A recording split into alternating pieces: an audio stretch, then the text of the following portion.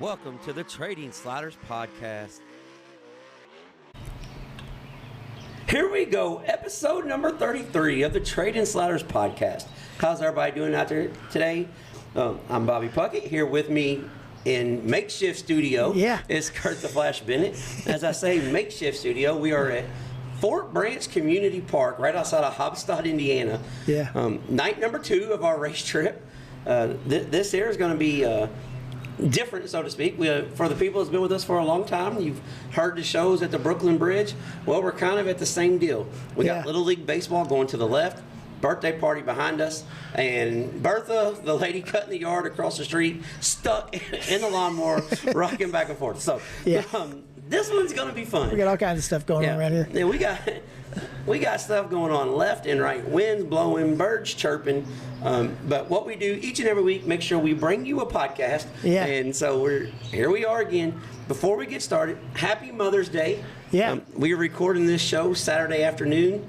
We are going to Tri-State Speedway tonight, but we will not be recording the show on Mother's Day because we have other obligations. But so happy Mother's Day to all the moms out there listening, and to all the dads, sons, racers. Please wish your mom happy Mother's Day. Okay. Otherwise, you wouldn't be racing. Because if mom's not happy, no one's happy. That's right. This week's guest, everybody's been asking when we're going to have the next Old Racetrack segment. Well, we have the Old Racetrack segment. This week's guest is Baum. I would say a local celebrity / legend. Family grew up in the racing business. He was the guy that changed my diapers and busted my ass when I was a kid. But Brian, he was the very first feature winner in LMS history, the 1988 Fall Series champion at LMS, and won the I think it was the Mellow Yellow 150 the year that he won it. It was either the Bush 150 or the Mellow Yellow 150. Brian Baum, this week's guest. Before we get started, each and every week we like to thank our sponsors. Diesel Boys LLC, they are the title sponsor. That lawnmower, she's just got the lawnmower unstuck, Flash. It sounds like a jet engine now. I don't know if you guys are hearing this, but in our headphones it sounds like a jet engine. But each and every week, Diesel Boys LLC, Brandon Hooker and the boys over at Diesel Boy, they do all types of automotive and diesel repair. If you need anything diesel work related, specializing in diesel trucks, reprogramming, decoding, all that good fun stuff that I know nothing about. Brandon Hooker and them at Diesel Boys can get you taken care of. They can hook you up.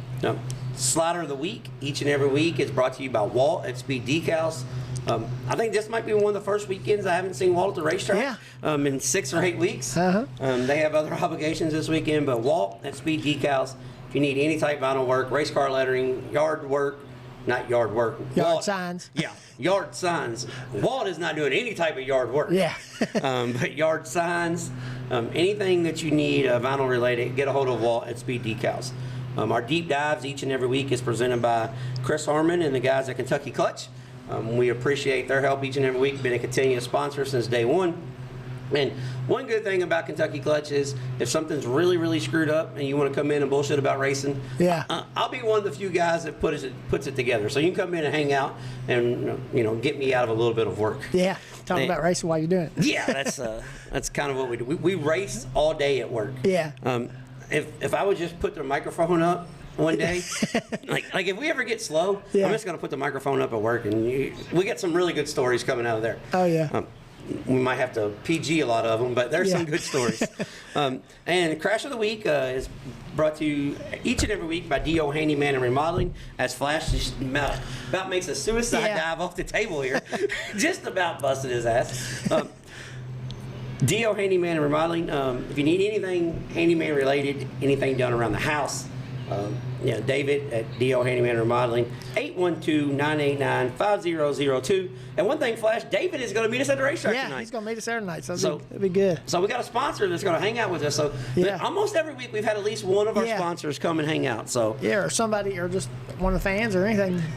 And speaking of fans, last night we went to Bloomington Speedway, and there was this cool dude that sat behind us last night. Welcome on board. He said he's going to follow every week, so we really appreciate that. This week's news and notes.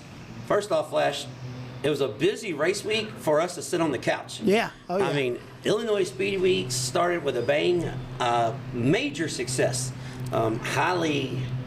great car count, even better fan turnout. Yeah, had good weather all week, luckily. Yeah, for everybody there. Yeah, the weather in the Midwest is finally cooperating. Yeah. So shout out to that. Now the guys at High Limit may not think that, but they're like farther west, Midwest. And World of Outlaws was up in Pennsylvania. Got rained out some too. Yeah, but see, that's the East Coast. We're in the Midwest. So the weather in our area was great. Yeah.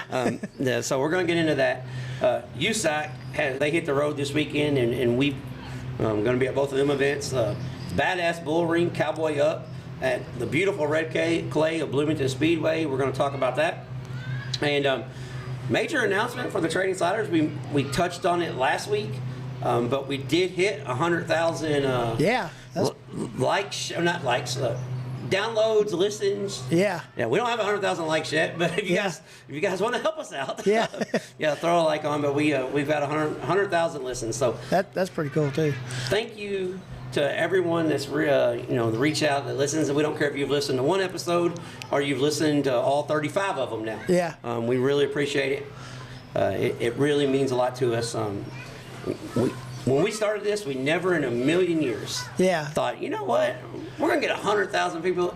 Hell, we don't even know 100 people that like us. Yeah. I mean, these are guys that we've raced for years. So find 100 people that just want to hang out just one time. Yeah. But, thank you guys each and every week. No matter how you listen, YouTube, Spotify. Spotify is the most listened to app, but thank you. iHeartRadio, Amazon Music, any way that you find us, thank you, and please continue to help share the word, spread the word about us. Yeah.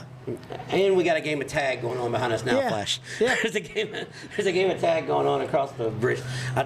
It's just cool to see kids outside for me. Yeah. My neighborhood, nobody goes outside. These kids here, they're living life to the fullest. Yeah. So we're going to get into that. Like I said, we got Slaughter of the Week, Crash of the Week, and this week we are on the road and having a blast. Yeah. A couple late nights, but that's kind of the way racing goes. Yeah. So we're going to get started off with Flow Speed Weeks, Flash. LaSalle, Illinois' grand reopening started the week off on Tuesday night. And boy, did they start it off with a bang. Yeah, I think that was a big success right there. Yeah. Have you ever been to LaSalle? No. So you never been to we've been past it when we stopped and looked at it, but they wasn't running at the time. We was just driving through there going somewhere else. I can't remember where we was going, but we was going somewhere. Yeah, Tanya and I have been to LaSalle. It seems like 3,000 years ago. But it was great to see LaSalle back open. And not only that, it was the crowd, the energy, the atmosphere. And, hats off to the guys at LaSalle for all the work they put in the facility. Yeah. Because there's a picture going around Facebook. Thanksgiving of last year, the track was covered up, looked like a bomb hit it. Yeah. And here we are in 4 months. About as long as we've been doing the show. Yeah. They turned around LaSalle completely, and we got a phenomenal racetrack, and the fans were greeted to a phenomenal car count and a phenomenal race. I don't think I'd ever even seen a race there before, but man, that place is awesome. I mean, I like how the turns kind of widening out, and then the straightaways, it's almost like they narrow back down the straightaway. Yeah. So if you're running the top, you can't just blast the top. You got to kind of straighten the car up. Yeah, it's pretty cool. It's different. It looks like a different animal. Yeah, it's a neat place. They ended up with 49 super late models and 32 mods on a Tuesday night. Yeah. So there's no bitching, no complaining about that. $20,000 to win. Bobby Pierce took the win over Ricky Thornton Jr. and Nick Hoffman. When you say Bobby Pierce took the win, RTJ, Nick Hoffman, kind of short track guys, you would say, okay, that sounds boring. Bobby Pierce started 6th, Ricky Thornton Jr. started 7th, and Nick Hoffman started 9th. Yeah. So there was movers and shakers the whole, I think it was 40 laps. Yeah. I think it was a 40 lap AMA. There was movers and shakers the whole 40 laps. No, it was a 50-lap AMA. Yeah. Because the first 40 laps was great. Then Bobby Pierce got the lead with 10 to go. Right. And she was over. Yeah. It was done. Yeah, it was done. We wasn't even going to discuss it. There was no maybe RTJ's got a shot. Absolutely not. Yeah. It was all Bobby Pierce. Checkout City for BP 32 in Illinois. Yeah. Super great race. They said the last 10 laps wasn't that the race was bad the last 10 laps. It was, Bobby Pierce decided, I'm not going to let it be a race the last 10 laps. Right, yeah. He got up on the wheel. But Bobby Pierce is always on the wheel. So you can't, there's not a time when he's not. Well, here's the thing. As we're doing these updates each and every week, when we say Bobby Pierce won, and we say Ricky Thornton Jr. won, and we say Dave O'Gravel won, and we say Kyle Cummins wins, it's not that the race was bad. They're just that good right now. Yeah. You know, at their discipline, at their form, and you can even throw Brad Sweet in there. Yeah. At their discipline and their form, you know, they are the best in their business right now. Right. So, I mean, just like years ago, we had Bloomquist and Moyer. Yeah. You know, Steve Kinzer. I mean, they're just the best. Yeah. You know, you had Kinzer or Swindell. So that's the same thing. David Gravel or Brad Sweet. Right. I mean, that's just the way it is. I mean, it's always that way too. I mean, you know. But well, here's the thing. Who's it going to be tonight? It's going to be Bloomquist. It's going to be Moyer. Who's it going to be tonight? RTJ or Bobby Pierce? Right. And Davenport's like, whoa, bro, what about me? And they're like, yeah. You're Jimmy Mars right now, man. Yeah. So, but 32 mods. And Michael Leffert, the Madman, took the win over Kyle Hammer and Dylan Nussbaum. Yeah. So Leffert's in a brand new Royal chassis. Yeah. Royal race cars, and I've seen that. I think he's ran the car 6 times now and got 3 or 4 feature wins. Yeah. So I think he's liking it. Yeah, it's pretty solid. Which Ledford's not no slack driver either. No, he could be in whatever chassis he wants to be in and be just fine. I think he'd be good. And that's what we say a lot of times too. A lot of this doesn't matter what chassis these guys are in. They're just that good. Yeah, I mean, they just are. Yeah, but one thing about the modified chassis versus late model chassis. Yeah. Late model chassis right now, Longhorn's got so much, support from the shock companies. Right. So, Longhorn, it's obvious they're a step above right now. They just are. But in the modified chassis world, it's wide open. Yeah. Especially with Hoffman not racing the elites anymore. I'm not saying the elites are bad because obviously Fallaway and there's a lot of guys still successful in the elites. Right. But I think the other ones have closed the gap a little bit. But I've seen a lot of, not just talking about modifieds, but late models. There's some guys switching late models too. I've seen where Bruning switched his stuff all over to the Infinity too. Yeah, well, and, seen that on Dirt Tracker Daily. Well, here's the thing. Yeah. I'm glad you mentioned that. That's why I mentioned that. Yeah, I forgot to write that down. Holy shit, Flash. Yeah. Here we are, 12 minutes in again. Hey, guys, if you're wanting to find another place to find our platform, we are very fortunate enough to be on Dirt Tracker Daily.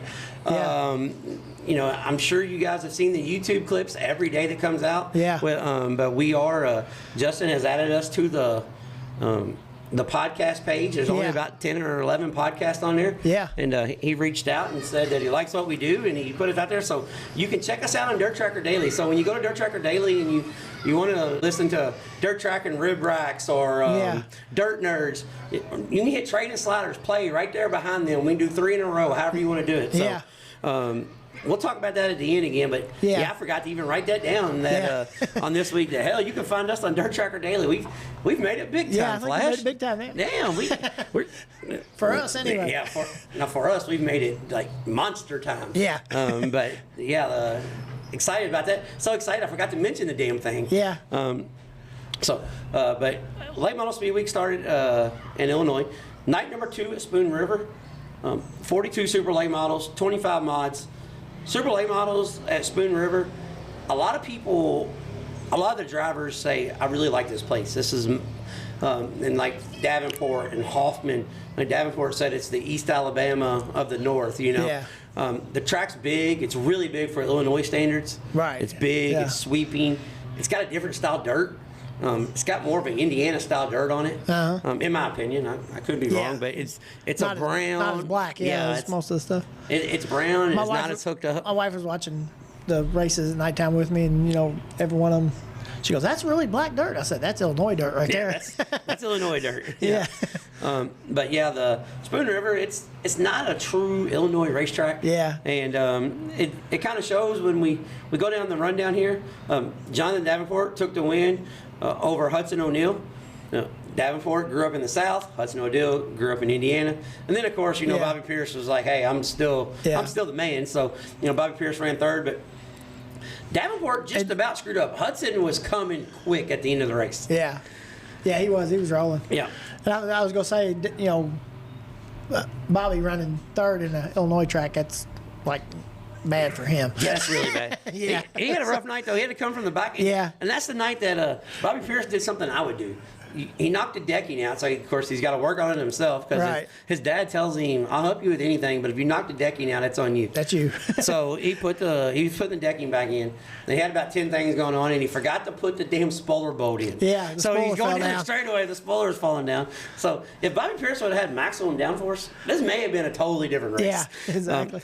He outran 45 other cars with the spoiler falling off. Yeah. At a big track. So Yeah. Davenport took the win over Hudson O'Neill. Huddy made a late race charge, but his tires didn't hold up. And Huddy said he went soft tires and JD went hard before the race. And that's why Hudson was trying to run around on the bottom.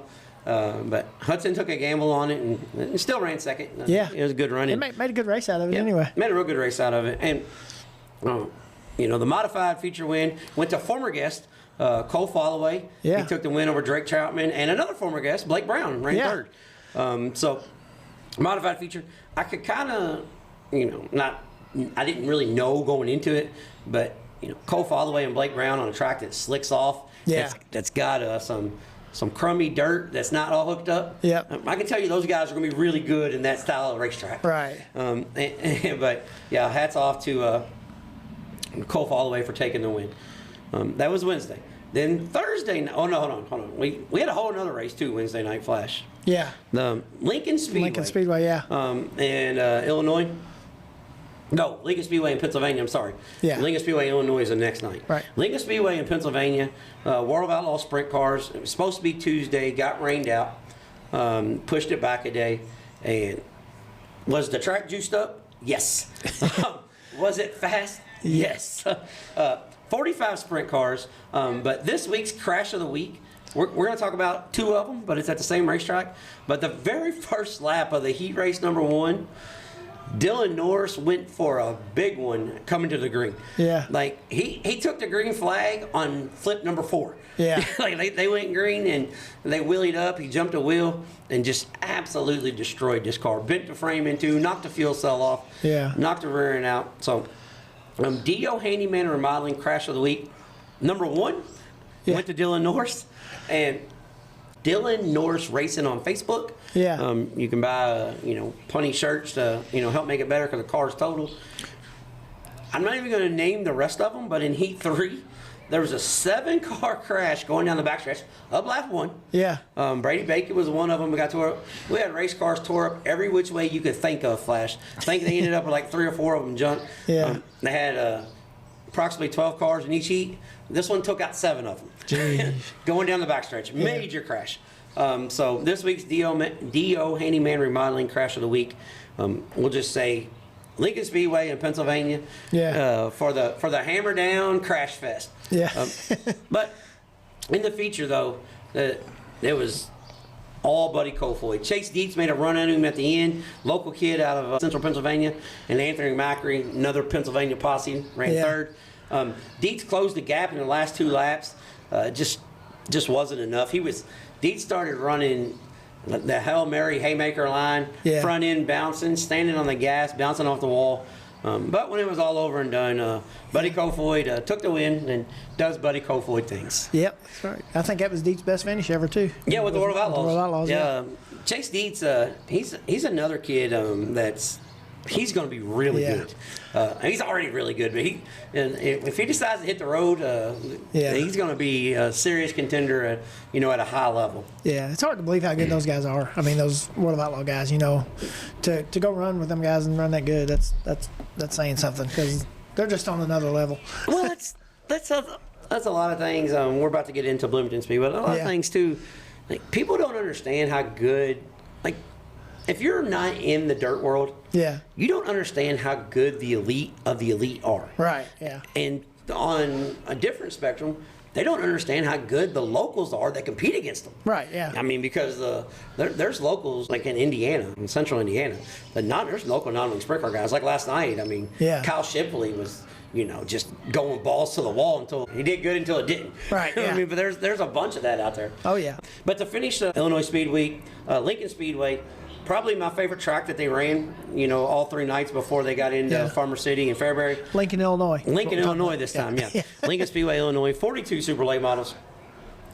Devin Moran took the win over RTJ and Brian Shirley. Brian Shirley started 8th or 9th. But, somebody's in trouble behind us. Yeah. Brian Shirley started 8th or 9th and ended up running 3rd. Yeah. It was all Moran. I mean, the whole race, Devin Moran was just checked out. Oh, yeah. I mean, he was on a Sunday drive on a Thursday night. Yeah. Devin Moran was checked out. And then they ended up with 29 mods also. And Drake Troutman took the win over Cole Fallaway and Tyler Nicely. It was all Drake Troutman in this one. Troutman was checked out. The racetrack, it wasn't one lane, but it was slick enough that you could run through the middle. Right. It didn't really lay rubber, but it just there was no. It didn't provide nothing on the outside. So it was probably Nicely, one of our former guests, he made a lot of ground running on that second group up though in that race. Yeah, Nicely. Well, Nicely's a guy that if it slicks off, he can gain speed. Yeah, he's good. He's a real good momentum racer. So, yep. But we're going to talk about our trip last night, Bloomington Speedway. First off, Pat Sullivan and the guys at Bloomington Speedway. Thank you for reviving the racetrack, saving the racetrack, and making sure the red clay and the old oak tree right there when you walk up the hill. We want the oak tree to see many more races. Yeah. So thank you. But most importantly, thank you to all the fans that showed out. Yeah. We were there, and I've been to Bloomington Speedway. I've been to Bloomington Speedway every year for the last 10 years, I would say. Yeah. At least once or twice. Some of them, hell, even 15 years ago, I made every week. Yeah. But the crowd at Bloomington Speedway was one of the biggest crowds I've seen since the World of Outlaw Sprint Cars. Yeah, and that was 20-something years ago. Didn't get to see much of the race because my wife, we had to go to the hospital that night. As she's shooting me the one-finger salute. But, Flash, this is a funny story off topic. We'll talk about it real quick. In the middle of summer, the pollen gets really high. Yeah. And it gets really tough to breathe, Yeah. So like the World of Outlaw Sprint Cars are in town, and that methanol kind of puts some fumes off in the air. Well, when you're married and your wife thinks she's having a heart attack, you got to leave and go to the hospital in Bloomington, which don't ever get hurt in Bloomington, Flash. Yeah. It's like a morgue at the hospital. Oh yeah. Totally different They don't story. get no. But we get there, we're there for seems like 7,000 hours. It was only like 3. Yeah. And the lady, the lady tells her, yeah, pollen's just been a little high. You'll be all right. So I didn't even get to see the World of Outlaw feature that night, as we paid $45 a person to get in. Yeah. After hot laps, I had to go to the hospital at Bloomington Speedway. So that's a little side story. Yeah. A little side story. But Bloomington Speedway, cowboy up, rough tumble. I want to say treacherous, but they didn't really tear up too much stuff. I mean, a couple guys tore up, but it was I'm going to sound like an asshole saying this, but it was a sprint car track for sprint car racers. Yeah. This was not a late model or modified track. This was all sprint cars all the time. Yeah. And Kyle Cummins took the win over Robert Ballou and Logan Seavey. And Cummins just absolutely, I want to say, obliviated. Obliviated. Yeah. Oh yeah, now I'm screwing you up. Yeah. Or dominated. Yeah. We won't say he. Yeah, like that guy's doing. Yeah, that dude. Hey, that dude's gonna need a Kentucky clutch. Yeah. He's gonna need a clutch cranking it up like that. Yeah. But Kyle Cummins took the lead on CV, and this week's Slider of the Week is not only to Kyle Cummins, but to all 26 USAC National Sprint Car drivers that started the A main and went 18 laps without a caution on the motocross style racetrack that was Bloomington Speedway. So this week's Slider of the Week, presented by Walt Speed Decals, is the USAC National Sprint Car Tour, as Kevin Holbert would say, the cars and stars of the Ruts and Guts Tour. Yeah. Because it was all ruts, guts, and nuts at Bloomington Speedway last night. And I want to tell you something that impressed me last night for the people who wasn't there. They had all 3 of the top 3 guys from the podium up there to talk about, after the race, talk to them. And none of them really run the racetrack in the ground because they all knew it had been raining. They just put new dirt on it, and they knew how it could probably be. And even Robert Ballou didn't say a bad word about the racetrack. Yeah, I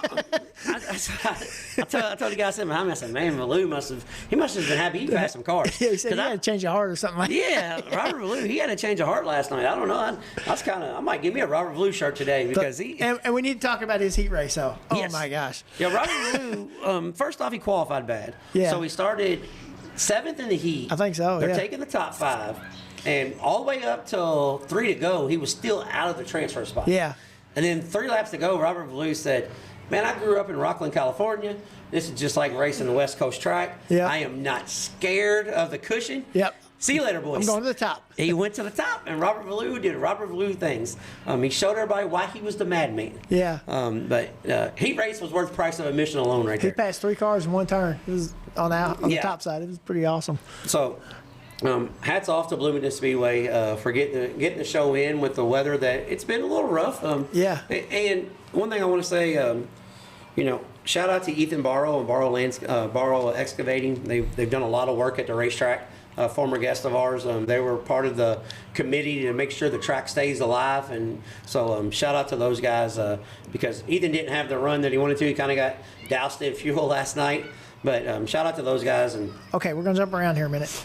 all right, Did you do a spotlight of the week this week? I'm getting there. Okay. Yeah, no, I'm getting there. No, it's right after this. This is how good me and Bobby communicated about our notes. Yeah, no. It's coming up.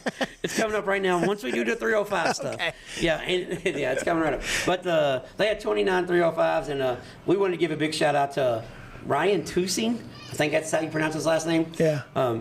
But he was in the 3C car also. Pretty much, if you had a 3 on your sprint car, right, you were going to the cushion and getting around the guy in front of you. A hell of a run in the 305 sprint cars last night. So that was our trip at Bloomington Speedway. This week's racetrack spotlight is going to be Bloomington Speedway.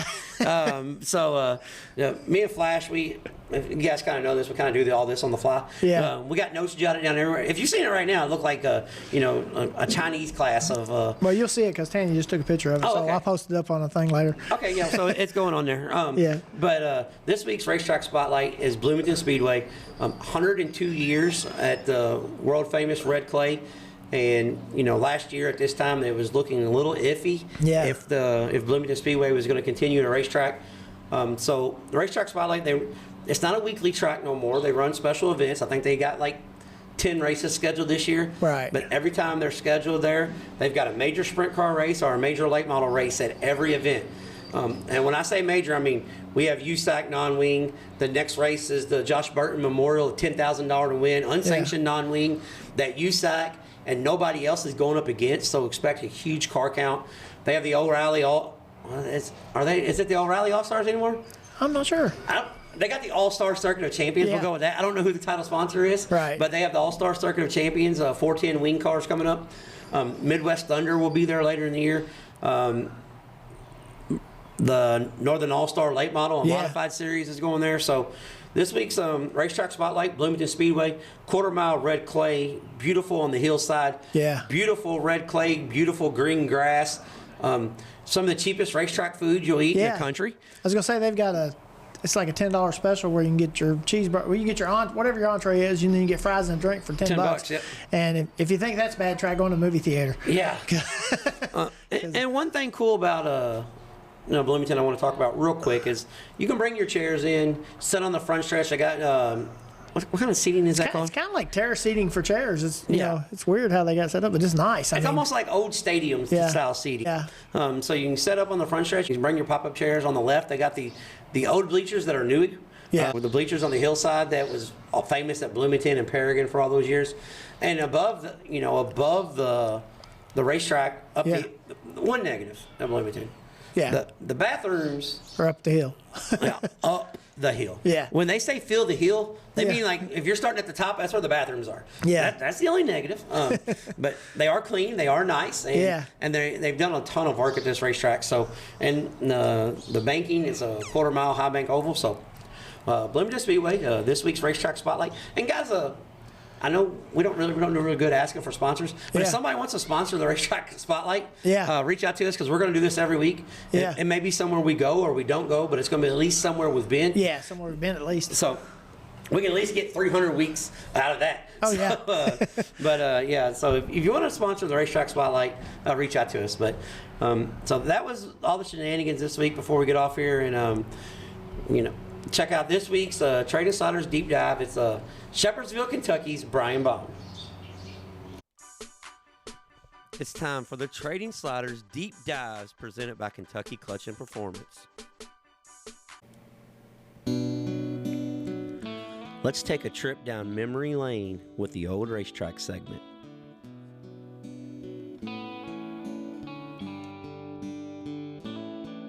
We were there every Friday night when we were kids. We would sing along to "We Will Rock You" as they pulled out the pits. Did you pull for Blackwell or Harmon? Did you go just to see some carnage? Yeah, I still smile every time that I look back on it at the old racetrack.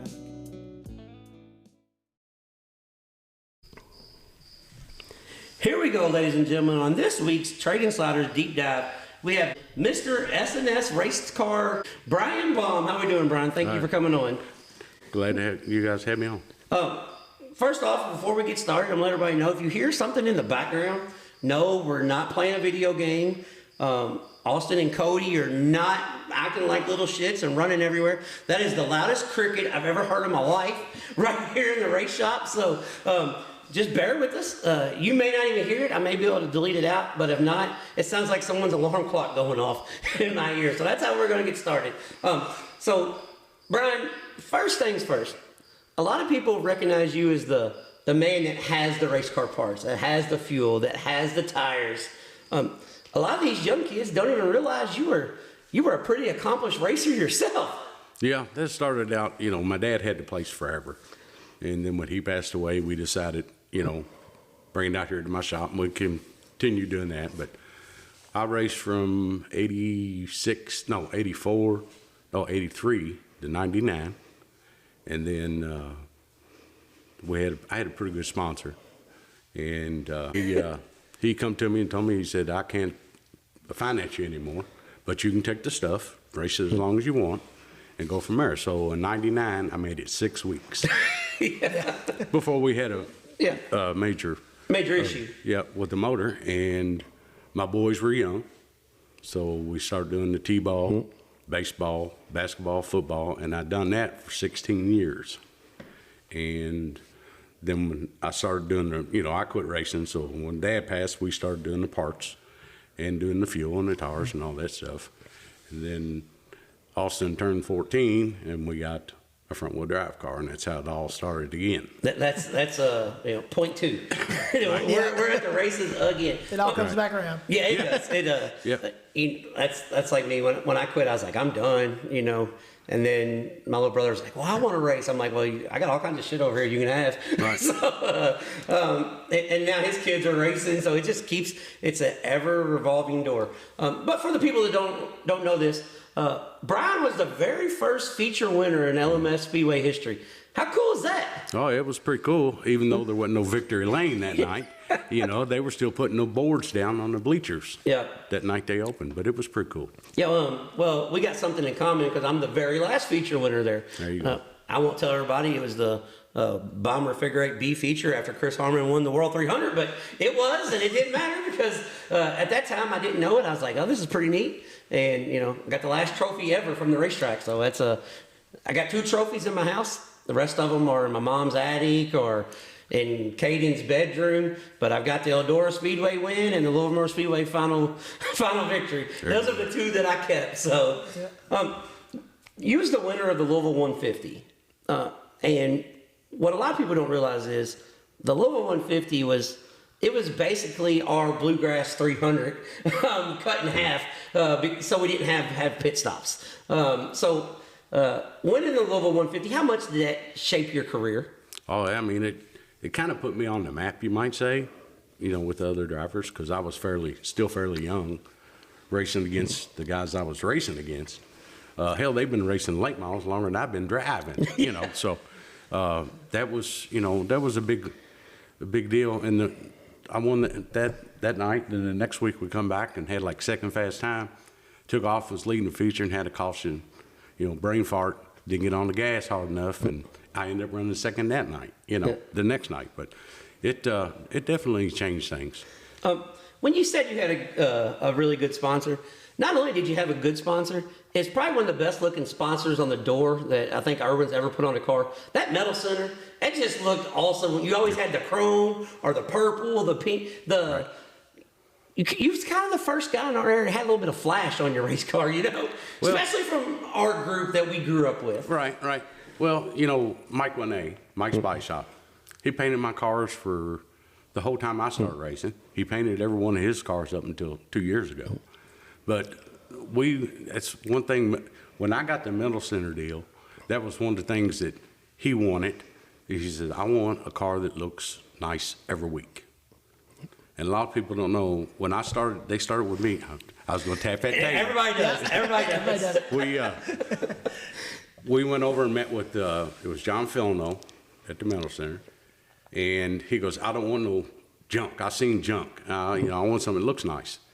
And for back then, he was going to pay me $150 a night to run his ad. That's fair enough.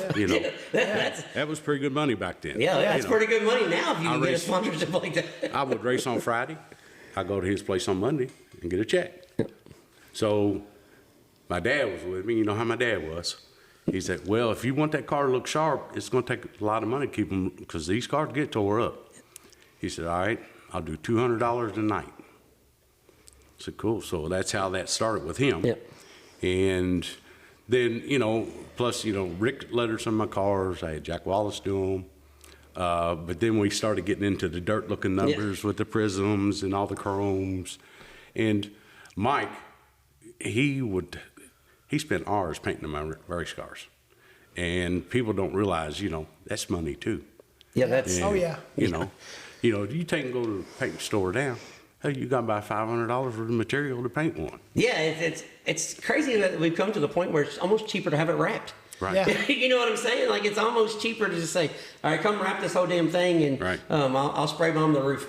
It's nuts that racing's come that far. But a lot of people don't realize this.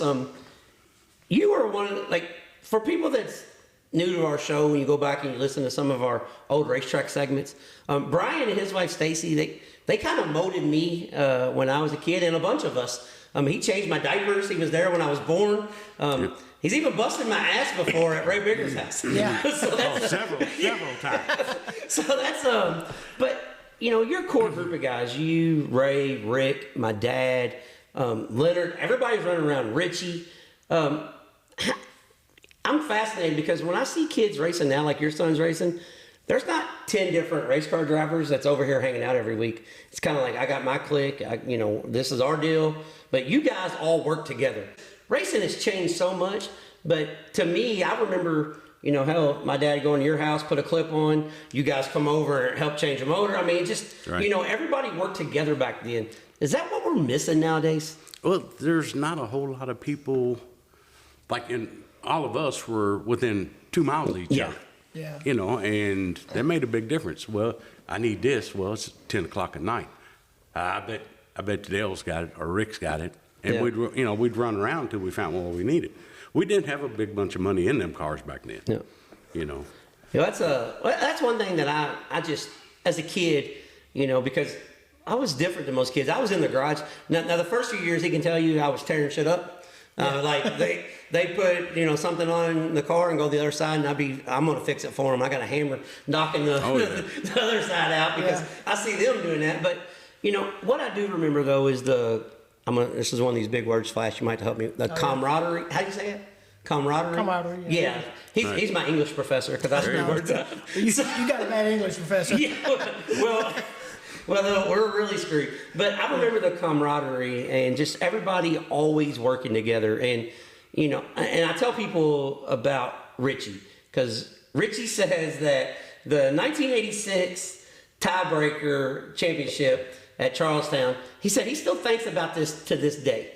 So is that something that you ever got over? Or is it just that's just part of it? Because Richie's just it still haunts me to this day. Well, when something gets away from you like that, you think, man, if I would have done this, and there was a deal, in them heat races pay 2 points if you finished them.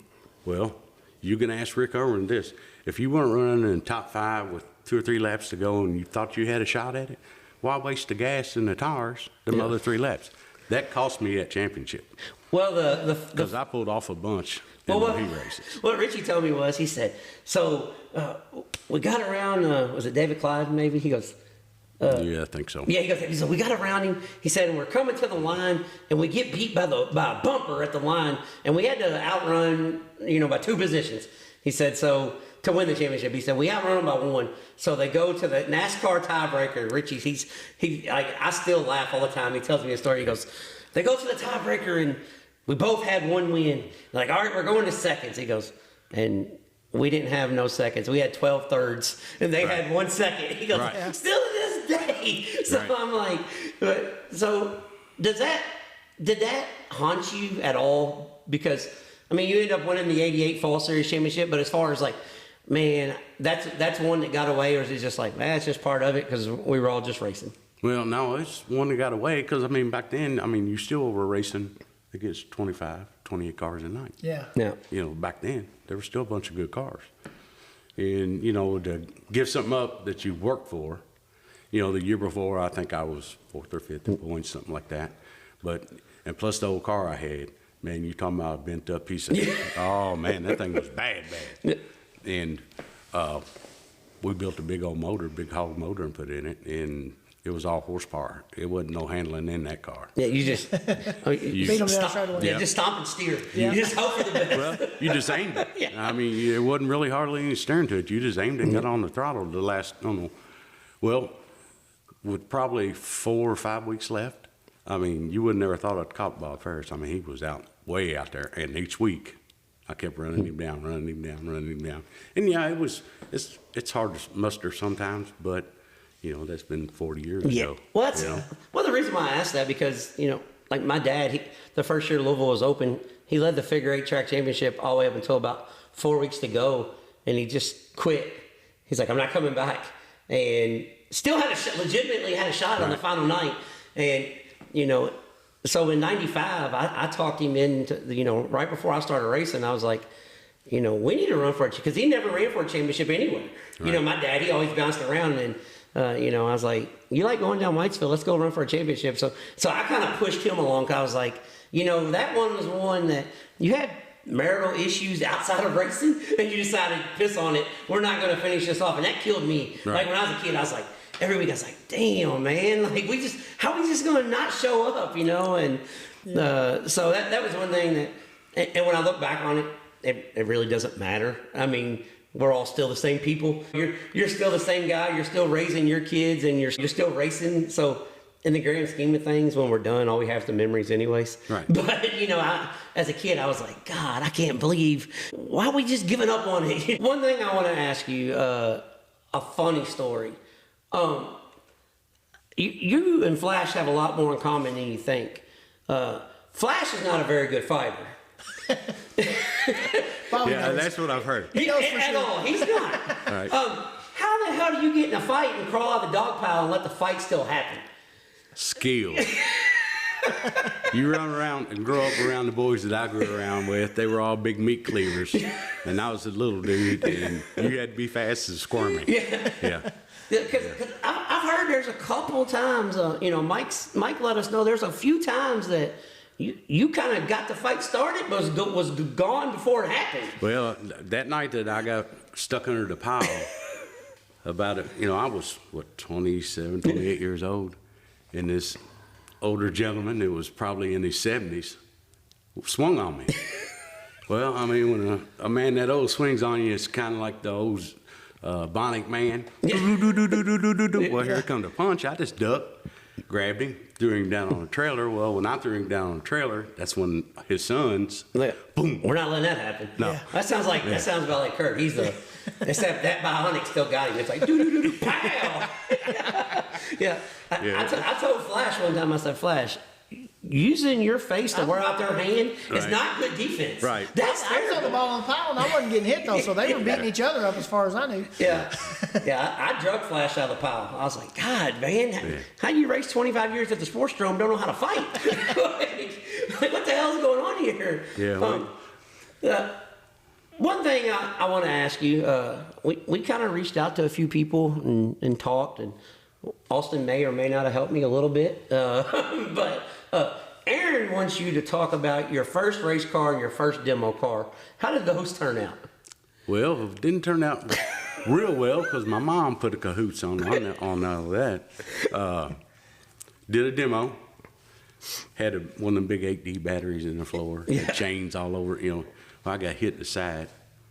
The battery acid went all over my clothes, shoes. Well, I had a brand new pair of blue jeans on and a pair of Chuck Taylors on back then. The original Chuck Taylors. And, you know, I didn't think nothing about it. I'd go home, throw that shit in the washer. Comes out, hose all in it. You know, it just ate them all up. My mom was fit to be tied. And I had these big marks on the side of my neck from the belts. You know, were getting beat on. And my mom never said a word to me. She fussed about the clothes, but she didn't say nothing else about the racing. Well, Dad decided we'll get us a street stock. We got he bought one from a guy that had a cage in it, old 64 Chevelle. And Mom found out about that. She didn't call Dad, she called a lawyer. My mom and Dad had the same lawyer. And lawyer sends Dad a letter stating, hey, he's underage. You don't have full custody, so that next to all that. So I snuck and done 2 derbies she didn't know about. And then I hurt my back in 82 or 3. And she even called my doctor, tried to get him, because that's when I started driving race cars. And she tried to get him to write some kind of note or something to try to get me like kicked out. Yeah, it's like no more racing. Yeah. My mom, she didn't much care for the racing, but but your dad though, he did. I've been on record for saying this. I think your dad has helped more people in the racing community than we will ever know about. Oh yeah. I mean, because you know, the first year that I started racing forever, I didn't think your dad knew how to count. I'd go over and I was like, I need 5 gallons of fuel and 1 tire. And he's like, what's 1 tire going to do? I was like, that's all I got this week. And so I'd get right side tires and 10 gallons of fuel.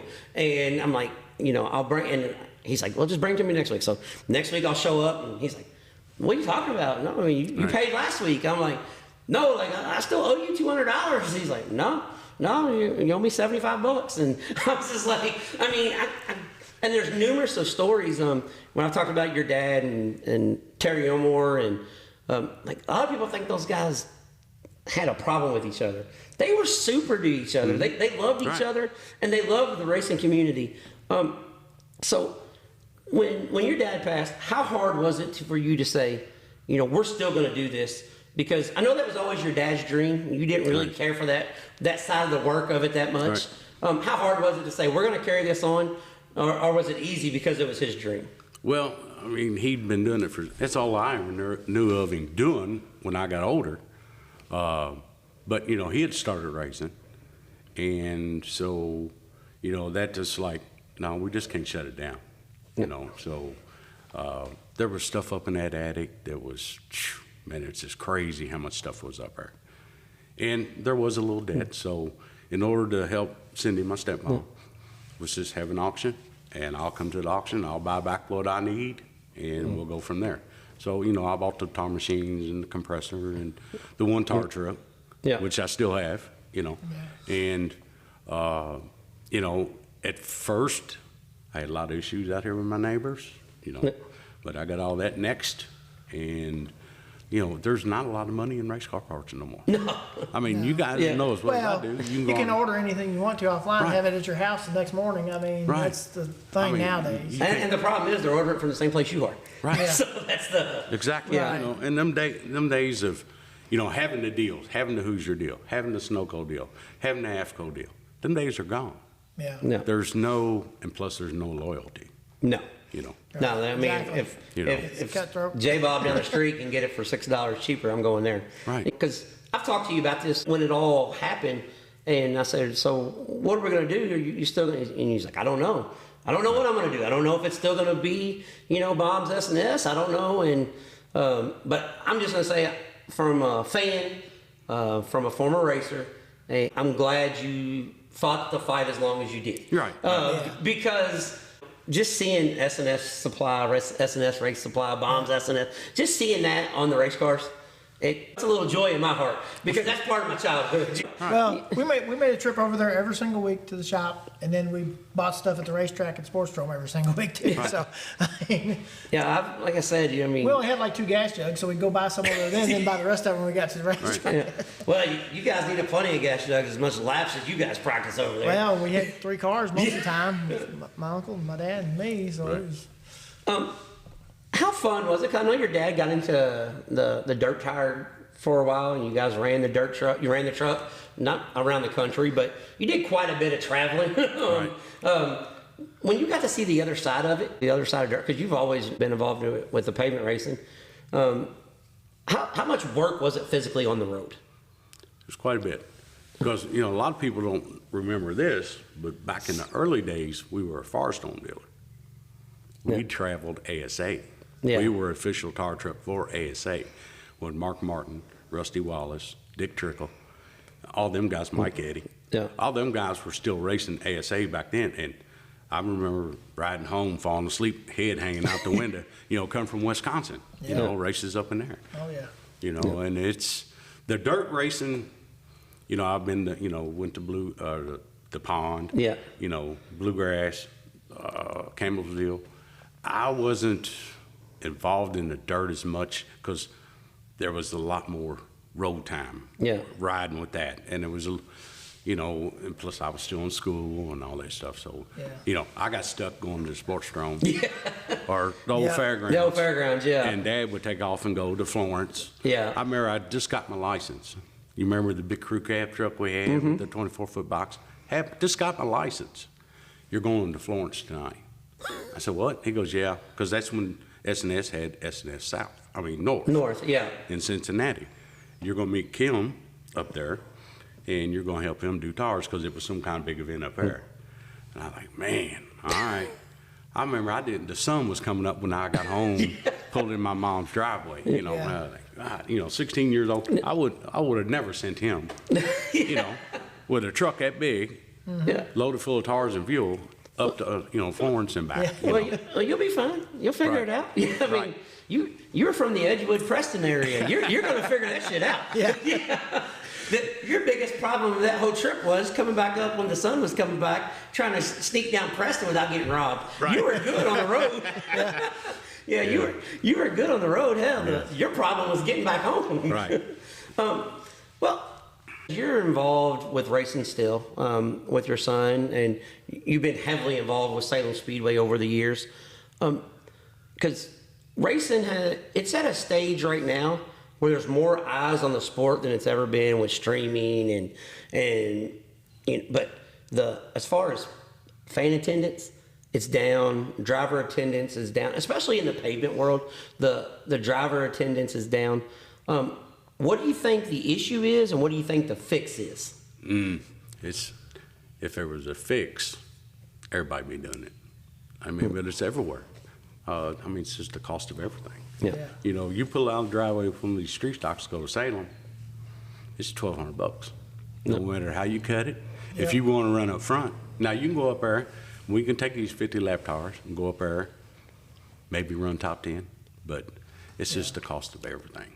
So with the tires, because last year, was it last year or 2 years ago, and they had problems getting tires, and you guys ran an old tire race. Right. Do you think there should be like a 2-tire race for, like, we'll say the 75 lappers or the 50 lappers, and if you get into the longer races, you can buy 4 tires. But do you think you guys should be limited to like 2 tires a race? What me and Travis, that was back when that Bill had the racetrack. Me and Travis done a deal to where I'd log all the barcodes on it, and we kept track of it. And before the races would start, Travis would come over and take a picture of it. And you better not have we had the barcodes from the race before.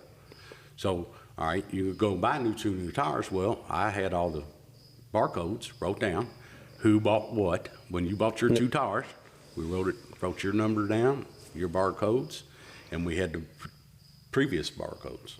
So that helped a little bit, but it's so hard to police. Yeah.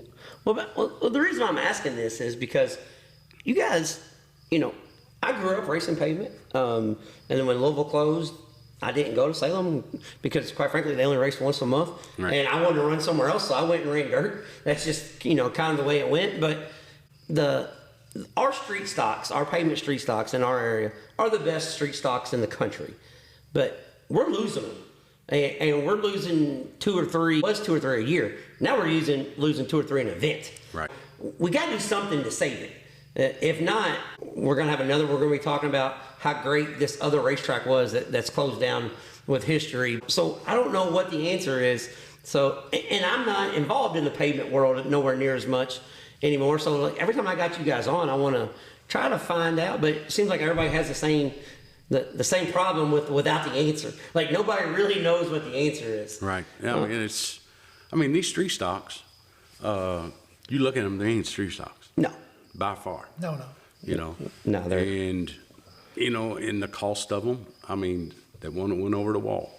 Yeah. And flipped 6 times.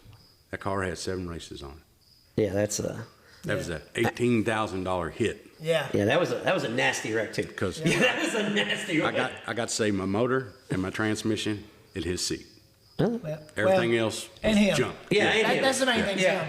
Yeah. Well, I mean, let's be honest. He's pretty good sized boy. Yeah. So he could have he probably could have took a harder hit. Right. I mean, he played sports, so he'll be all right. He's young. Yeah. Now, if our old ass wrecked over the wall, they still be picking us up. Yeah. I mean, we've done it to ourselves by letting them get to this stage. It always happens. No matter everything you do. No matter what division they start, the Crown Vics are going to be so far out of hand within a year. It's going to be crazy. Anyway. Yeah, they already are. They're already there. Yeah, we're going to do this, and this fixes the division. Do you see people coming back to the racetrack? Because each year there's less and less kids I see at the racetrack. Well, see, that's the thing. You got a bunch right now. All right, let's just go back 3 years. All them guys that have been racing up there have been racing for 10, 15 years. So they get a point to where, all right, I can't make it this week because we crashed. We're going to go down here and go to the lake. Yeah. And then they start seeing the outside of what's going on. And, you know, it's Austin, you got Connor Popplewell. What other young guys you got? Dalton Connor, Trent Barron. Yeah. That's all you got coming up. Yeah. You know, and I'm not saying that Brian Bear's going to retire, but he's kind of starting to look at it.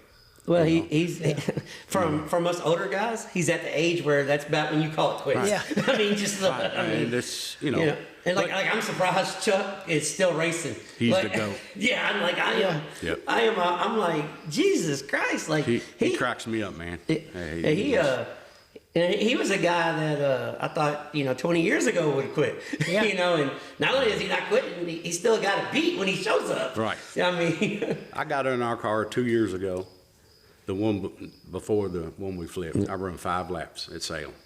I come in, said that's a non-driving thing I've ever been in my life. so you was easy on him then, huh? Oh, I told him, I said I'd cut this thing up and build a leaf spring car.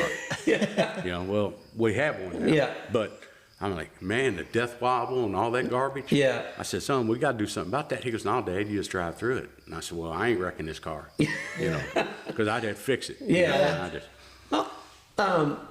With Austin Racing now, and now you're on the other side of it. Right. You're not driving and you're not selling all these parts, and so you're on the side of dad / crew chief. Yep. How hard is it to go from, all right, I was a racer, then I'm in the position where I got to help every racer and make sure the sport survives, to now I'm just dad? How tough is that? Well, I mean, the transition from just being dad is easy.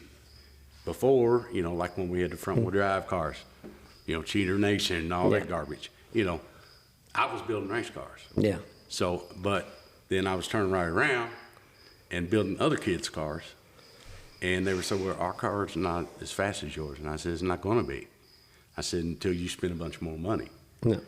Because people can't do what I was doing. If you know how it is, fabricating, remove stuff. And, I know. And all that garbage, And people don't realize that, there was things that I wouldn't let him do because I didn't want to hear the bullshit.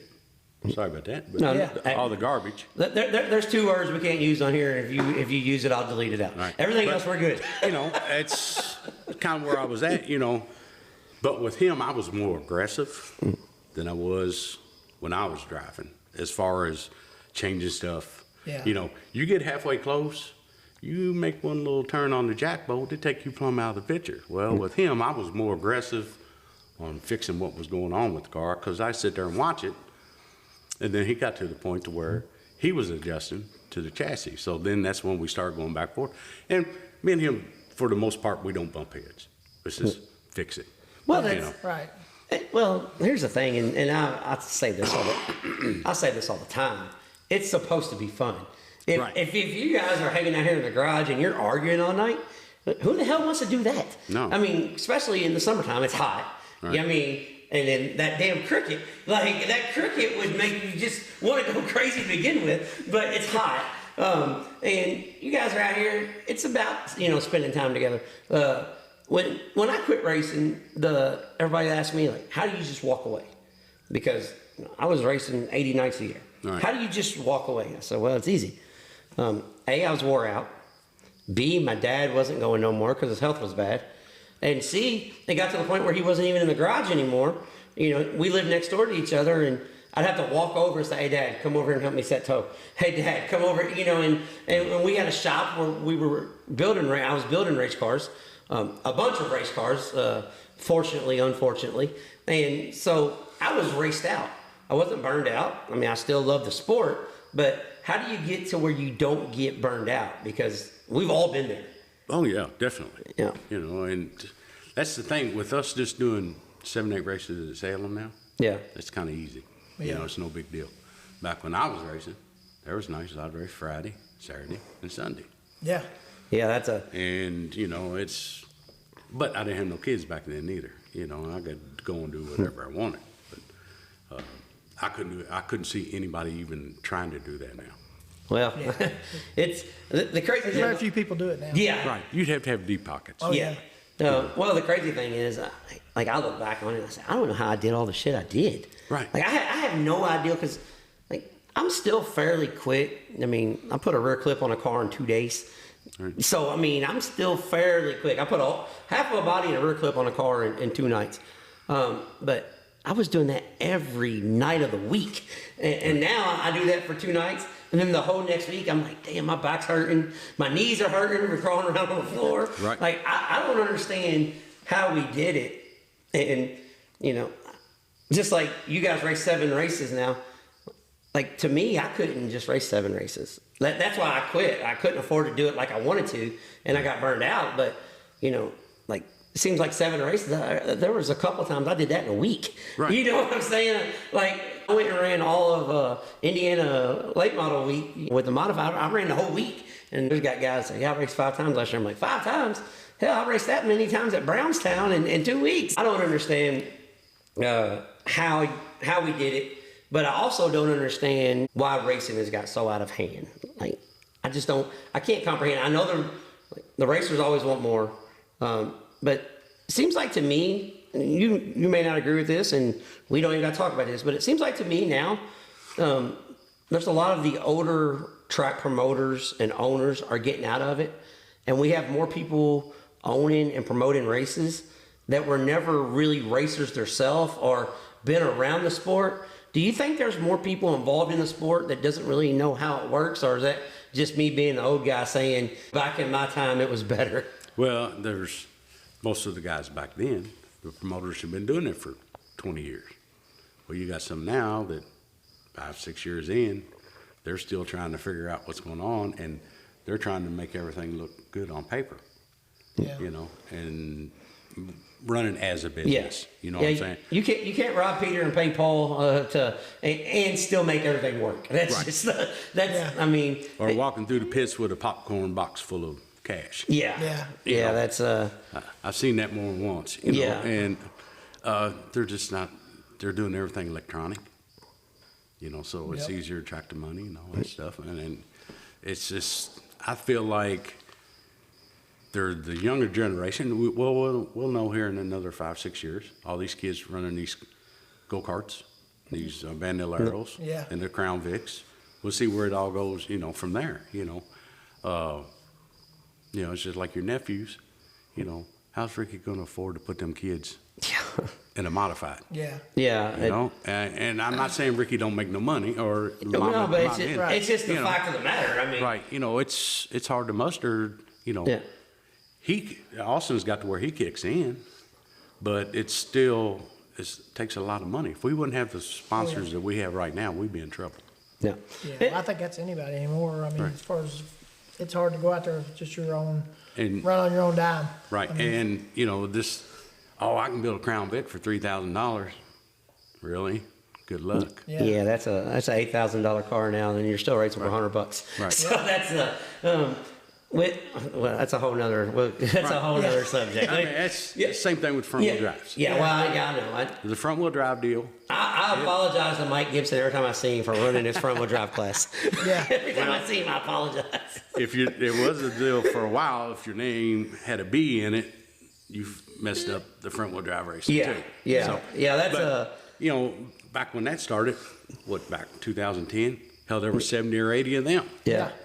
You know, and it didn't dwindle down to nothing, you know, and I don't know. I remember Robert Watkins and my dad over at their shop, and Robert asked my dad, he said, what do you think is going to be the next car or next division after all these Impalas and Camaros are gone?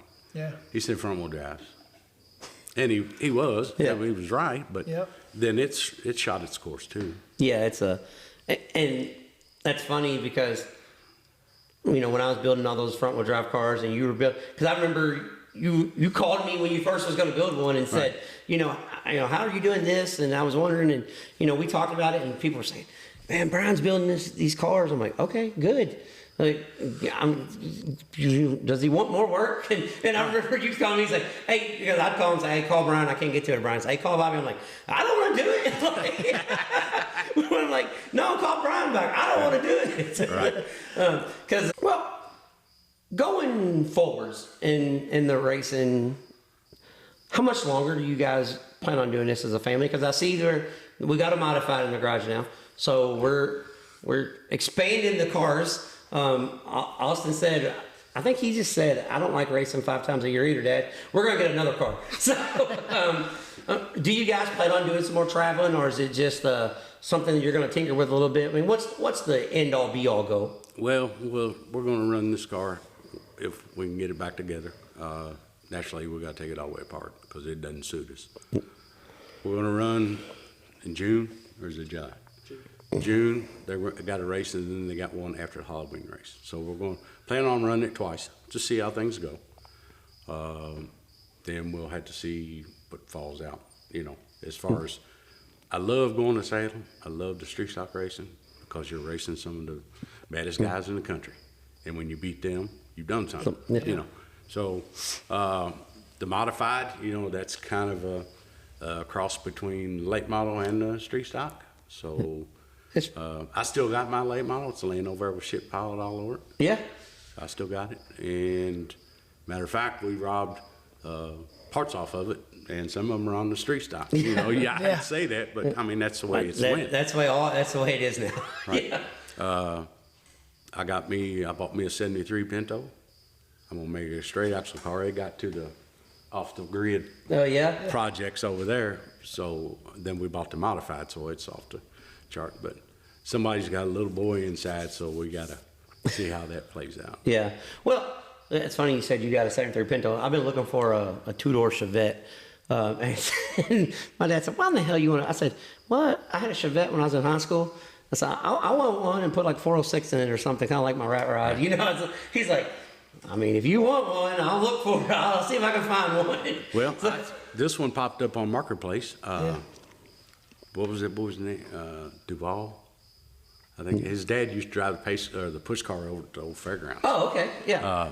He had it, and I called him up, and I said, hey, I don't know if you know me, I'm Brian Baum. He goes, yeah, Dale Baum's son.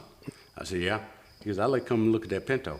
All right, that was when you all lived back here in Edgewood, that was my first street car. I don't know if you remember it. No, I remember that, 'cause that's the one my dad wrecked in the ditch when it was snowing. Yeah, the little green Pinto. Yeah. That's it. So We It had was a a green sick. Pinto too. Yeah. Yeah. It's like everybody So had one. that's what I mean, that was my first car. And I went over, me and him went over and looked at it, and I was like, Jew lugged him down a little bit. He goes, I got a title for that car. I said, really? He said, yep, I still got the original title. All right, I bought it. It's sold. Yeah, that's a. But I'm gonna make it a straight axle car, and we got a couple motors over in my shop that aren't big enough cubic inch anymore for Salem, so I'm gonna put them in that, and there'll be plenty of horsepower in that. Yeah, that's kind of where I'm at in life. You know, I built a rat rod, and you know, it's like a race car. Every time you take the damn thing out, you got to work on it because you only drive it twice a year. Come back, you shook it off. Like the last time I drove, my dad's like, "Hey, you want to go to the Street Rod Nationals?" I'm like, "I got well A-frame mount on." He's like, "A-frame? Why?" I said, "Man, it ripped off." He's like, "What are you doing with it?" I said, "Nothing." It's no telling how long it's been cracked because I just seen it. Yeah, we got a '38 Ford pickup truck over there that I built Yeah. for Cody when he was still in high school. You remember the old brown van my dad had? Mm-hmm. Yep. I got the motor and transmissions in that rat truck. See, he's not getting rid of anything. No. Ever. Yeah. That's some of all the shit I tore up. Yeah. You know, I tore up all kinds of shit. Oh yeah. Yeah. Oh, I wish I had some of the old Camaros and Chevelles and stuff we cut up. Oh yeah. How many Camaros do you think the Edgewood group cut up, the Camaros and Chevelles? Between you, Rick, my dad, Ray Bigger. How many do you think you guys... You got to get the Blackwells in. Yeah, I was going to say, you had Timmy and Danny. And the Grubbs. yeah. Grubb brothers. I'd say probably a couple hundred. That's what I was going to say. I was thinking, I would bet there was at least over 100, easily. Because I guarantee my dad's cut up 66 Chevelles. Oh, yeah. Like two-door postcars. I guarantee there's 30 of them alone. He's got. I know. We cut 2 or 3 of them up for sure. Yeah. I had one that was a Rally Sport Super Sport. Big block car. You cut it up. Made a race car out of it. Yeah. But, I saved one from Raymond Johnson. I bought it off him. And he was gonna make a race car out of it, and I bought it for $200. And I had that car for 4 or 5 years. '67 Chevelle. Yeah. well, my street stock Chevelle sitting at my mom's in Jackson Hens still. Still got the SS grill that my dad is ready to kill me because I cut the clips off. He's like, do you know that grill that you use, you can get $2,000 for that grill, except for you cut the clips off the end of it. I said, well, there's in my way. I was mounting.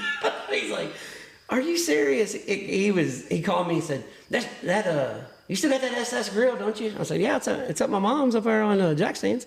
He goes, I know a guy that wants to buy that grill. I said, you don't want that grill? And he said, why? I said, well, I cut the clips off and it's got 2 pop rivers in it. Are you serious? I'm like, yeah, serious as a heart attack. Yeah, I pulled a dad. I was like, yeah, man, I screwed that all up. Right.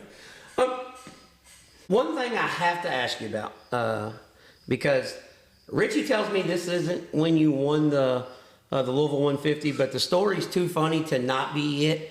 So, the tires that Richie was, we'll say, working on in the tire shed when Blazer got loose and tried to eat him up. Yeah.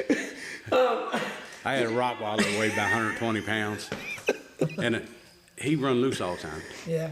And when Richie and his brother were scared to death of him, so when they'd come over, I'd take and chain him up.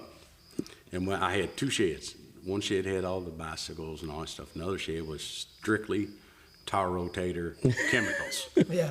So we even had a respirator on a hook outside the building. Yeah, Richie didn't use the respirator. He still got a cough to this day. Yeah, he cracks me up, man. But we're in the shop working, and I thought I heard something. So I walked to the edge of the door, and Richie's out there. Right. I said, Hold on. I gotta stop you. That's not what he said. First he said, hey, Brian. but, I just heard him saying my name. So I walk out there. I said, what? He goes, that damn dog's Houdini. I said, what? The dog's chained up. No, he ain't. He's right here. He's standing right there at the door, which, it's dark out. And we had a little bitty old, just battery operated lights inside the shed where you could at least see. And Blazer just sitting there watching him, He wouldn't budge. He said, that dog, you're going to have to do something with that. That son of a bitch is crazy.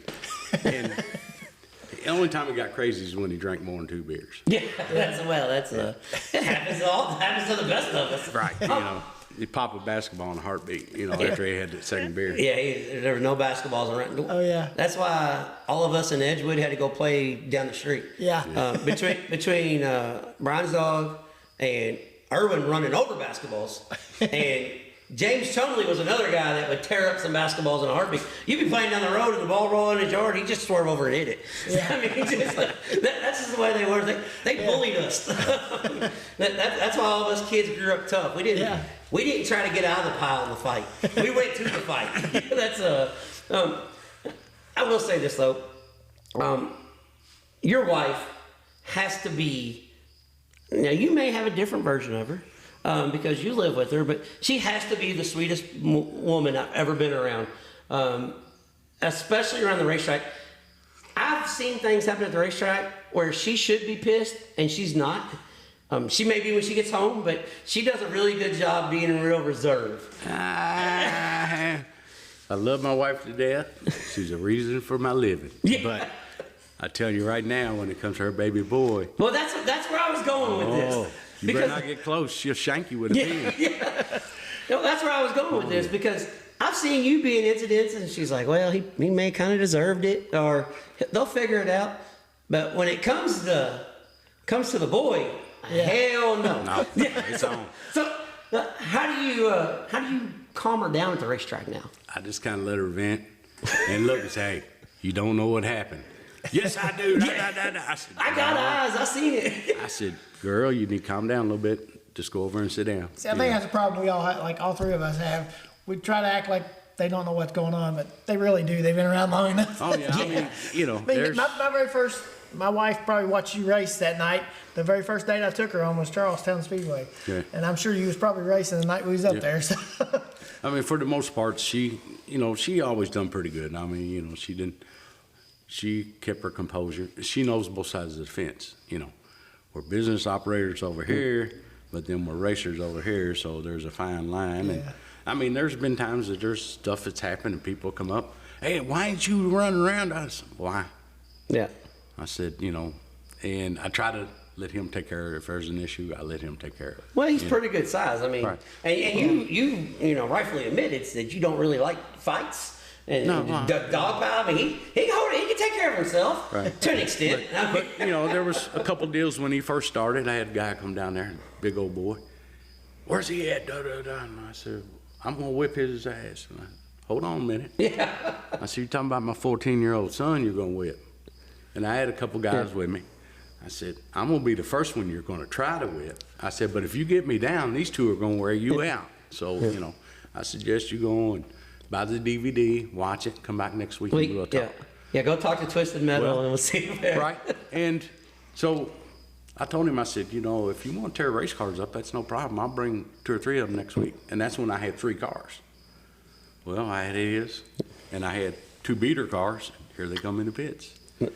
4 of the tars stopped on the trailers.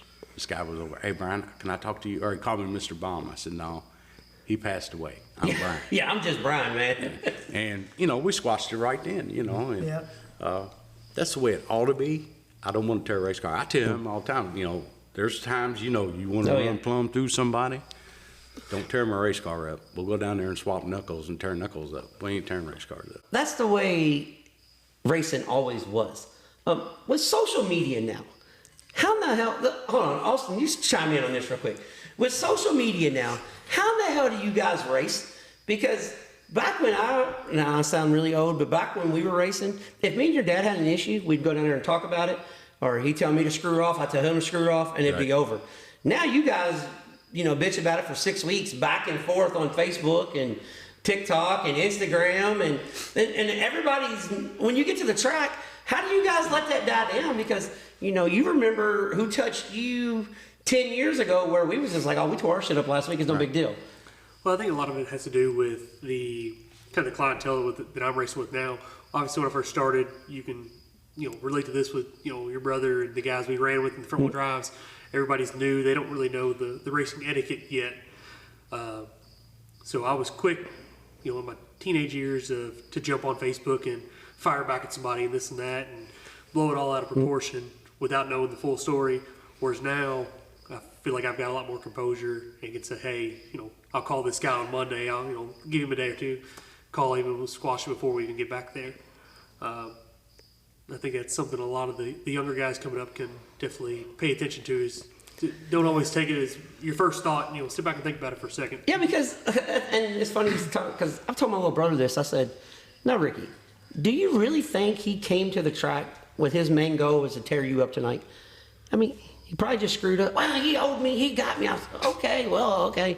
If you feel like you need to run over him, run over him. Right. I got a frame jig. It doesn't matter. Right. But I'm going to stop you, though, Bobby, because I'm a little bit older than you are. Yeah. And you talk about the guys used to just not do it with the race cars back in the day. You don't know how many times I've seen them square off on the straightaway and hit each other head on wide open. Yeah, I know. Yeah. I seen James Taylor and somebody do it one night and just destroy both cars. Well, I know you did it. Yeah, I've tore up my fair share. I get it. But now when I'm looking back on it, I'm like, damn. I'm just saying they didn't always handle it that way. Well, now I work on the car a lot more than I used to. So that's a big part of it too. Is now if I reckon I got to fix this, hey, Dad, I'll have it done in the morning. No, it's going to take me a little bit. Yeah, but I got like a couple things I want to do this week. I don't want to be every single night there. Right. Well, that was the main reason. One guy asked me one time, said, how do you know how to do this? I said, because I handle business old school style. So what's that mean? I said, I just run over you because I can fix my shit. Right. That's what I mean. I wasn't going to argue with you. It didn't matter. A Cheeseburger one time told me, he said, you're the sneakiest, roughest, most likable guy. I said, well, man, I appreciate that. Right. He said, you'll run over somebody, come down and help them fix their car. He said, I know damn well you meant to run over me, but I mean, you're helping me put an A-frame on it, so I can't be mad at you. Right. So, we're about an hour into this, so I'm not going to keep you all night. I really appreciate you coming on. I appreciate what you and your whole family means to the local racing community. I really do. Like I said, your wife's changed my diapers, you've busted my ass. So, the whole upbringing, the whole, I would say full circle, you and your dad especially, has helped out so many racers that will never know the full extent to it. And it's none of our business really how or why. But just from someone that has been involved with the sport, I greatly appreciate you coming on. I really do. Yeah, me too. And you're raising a pretty good kid here, because that answer that he gave was like a 45-year-old.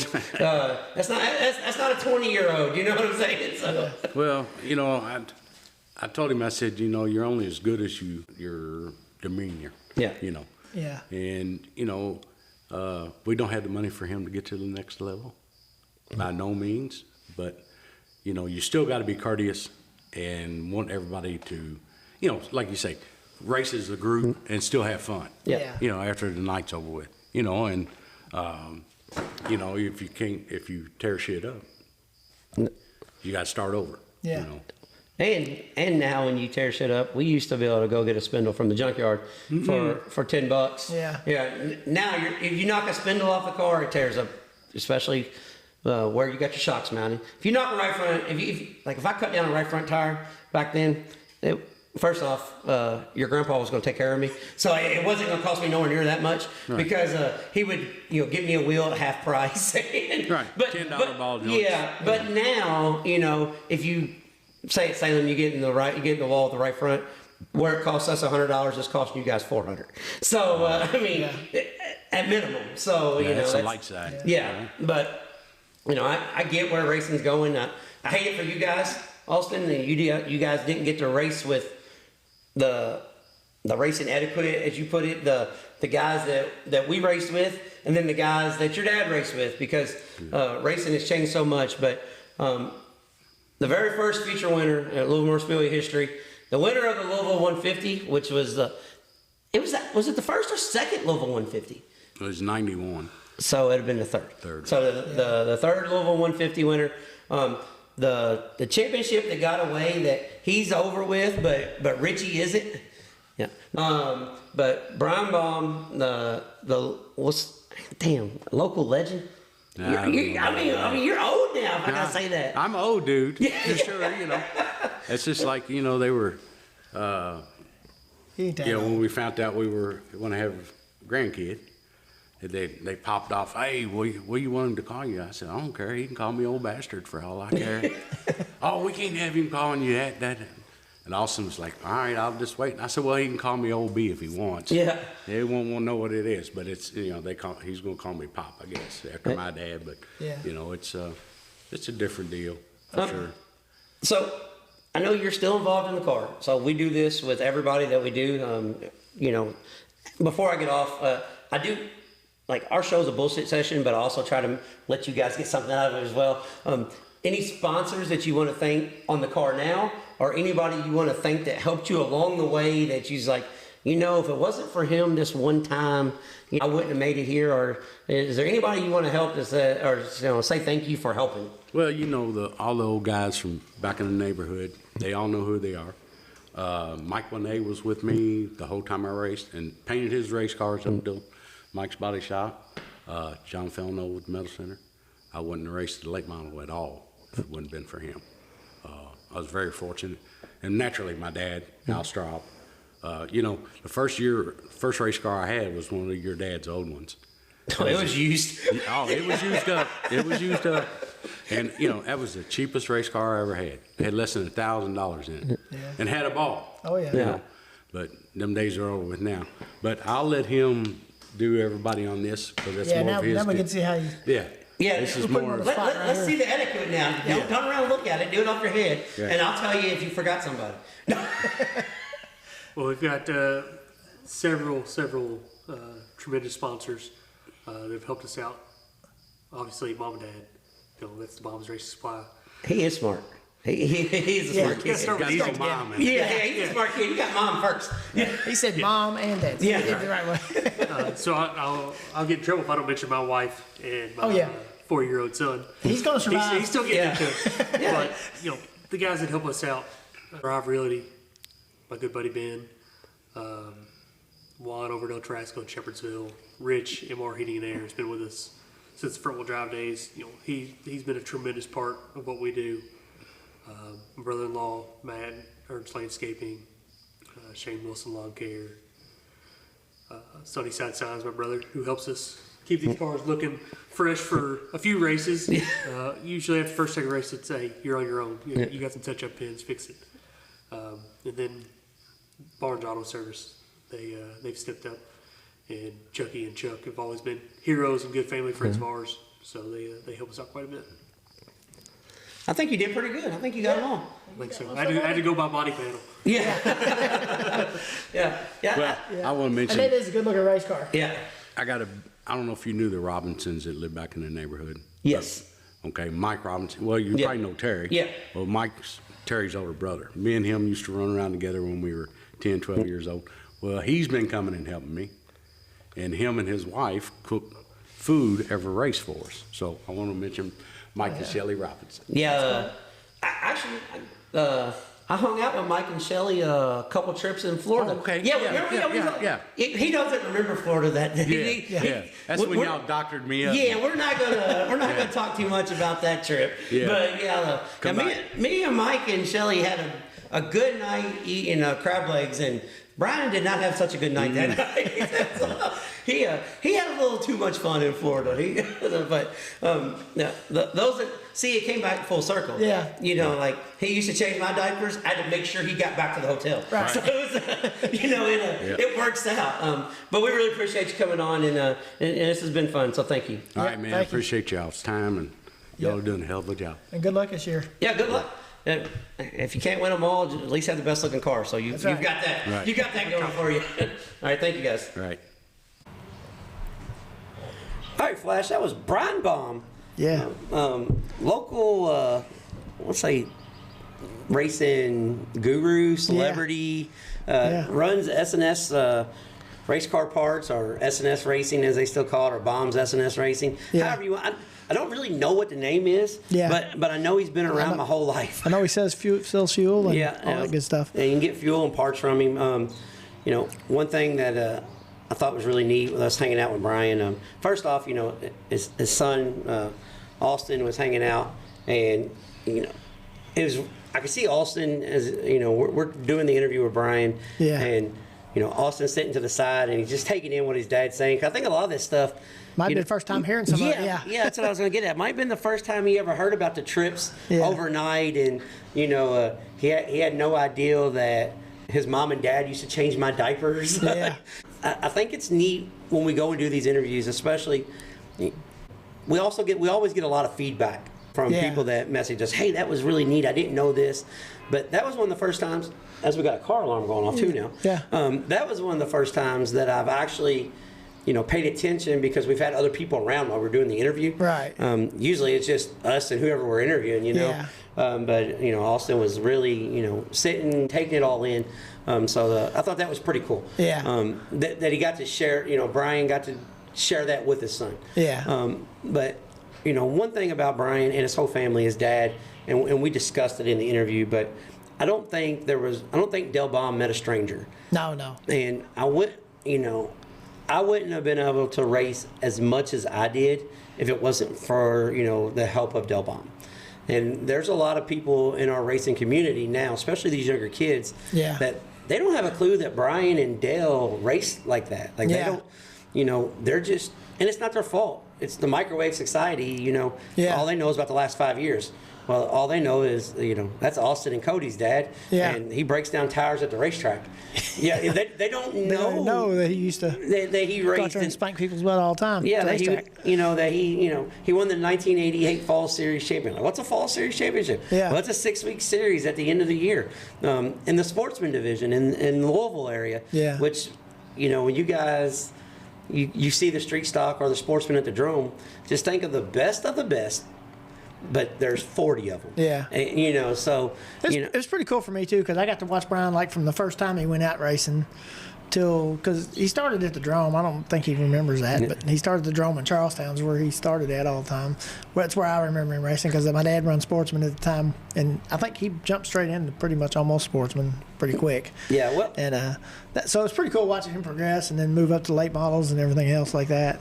And Brian was very candid about having a big sponsor and and his dad putting him in positions to do well. I mean, that's just that's what you're supposed to do for your kids. Oh yeah. Well, his dad knew everybody, like you said too. So I mean, they got a little bit of help probably here and there, and that's great too. Well, and another thing too, it wasn't that his dad put him in position. He put a lot of guys in position. Oh yeah. I mean, he's helped my dad. He's helped Rick Irwin. He's helped us before. Me and my dad a long time ago. We used to go get. They used to do. Used to like work on heads and stuff over there. We used to run junk all the time, so we have cracked heads. We'd take them over there and they'd weld them up for us and machine them out, and we'd use them until they didn't work. He said, "I don't know if I can fix that." We go, "Well, can you try?" He said, "I'll try." Yeah, and he'd go ahead and do it. So it was really cool. I mean, they was good to us. Yeah, but yeah, it was really fun. And another cool thing about doing these interviews is, especially for me, because a lot of these guys, they were in our racing circle. I grew up with them. They helped mold me. They helped raise me. Right. The Edgewood community. There's 5 or 6 or more of those guys, and there's some of them that's not with us anymore, like Danny and Timmy Blackwell. Yeah. I mean, there was plenty of guys. Troy Morrison is a guy that comes to mind that he helped mold us, mold us kids. Yeah. And so there's a lot of these guys that when we're doing these interviews, like for me, it's really neat because. I looked up to them. They busted my ass. It was, but it comes full circle, so it's a lot of fun. But yeah, we really appreciate Brian for coming on and taking time out of their busy schedule. They were getting ready for the race at Salem. Yeah, they were actually when we were there, they were working, putting the car down off the jack stand. So thank you for taking time out, Brian, and we really appreciate it. Upcoming events this week, it's going to be really short and sweet. A, because we're on the road. B, because we got to get to Tri-State. We're a few miles from Tri-State, but we got some other, podcast obligations coming up. Yeah. Might get an interview or two. But we've got some other stuff that we got to get going, so we got to get on the road. So this week's upcoming events, I'm going to keep it short and sweet in our area, and then on the national stage in our area. First off, Monday, as this show comes out, the high limit sprint cars will be at one of the badass racetracks in the country, Kokomo Speedway. Yeah. So check it out on Flow if you can't make it there. But as Brian Clausen made famous, get your ass to Kokomo. Yeah. So if you're anywhere in the central Indiana area, Kokomo Speedway is going to have a phenomenal night with always a good car count with the high limit sprint cars. That following Wednesday, another badass racetrack. The high limit sprint cars will be at the Fremont Speedway in Fremont, Ohio, in northeastern Ohio, as they make their way towards New York this weekend. So you got 2 races here that we can keep up during the week on flow racing, high limit at Kokomo and Fremont. And then this coming weekend, locally, regional deal, James Essex, Northern All-Star Late Models, May 16th. Late models are at Circle City Raceway in Indianapolis, Indiana. Yeah. Don't sleep on that. That's an awesome little bull ring right there. That's gonna be a lot of fun. Yep. And then we're gonna the next night, James Essex and them's gonna say, you know what? We're gonna do this the exact opposite.